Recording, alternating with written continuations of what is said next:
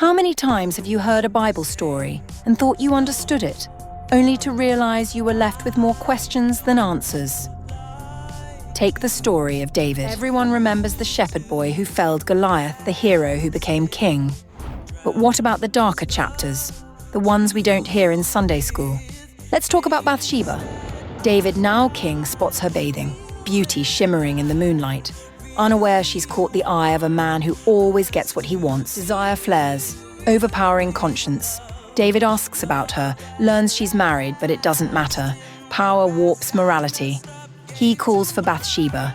Did she have a choice? The text is silent.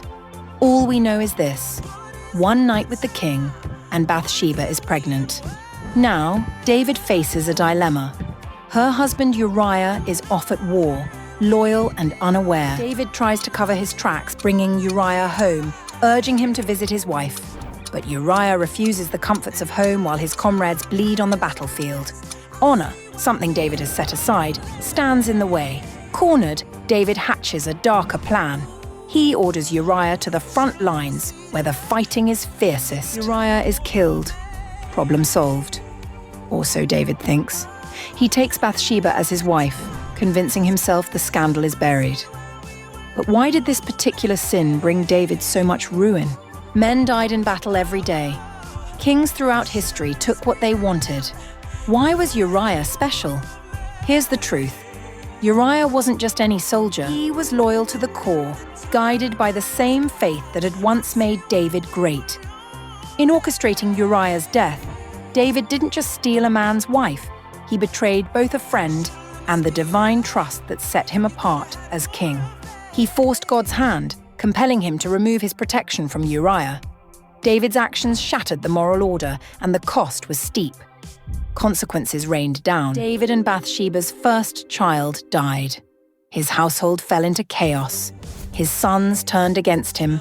Violence and humiliation flooded his legacy. The blood on his hands barred him from building God's temple. Even his successor Solomon, Bathsheba's son, would inherit a kingdom soaked in unrest. Why did God punish David so harshly? Maybe it was because David had crossed a line too many times.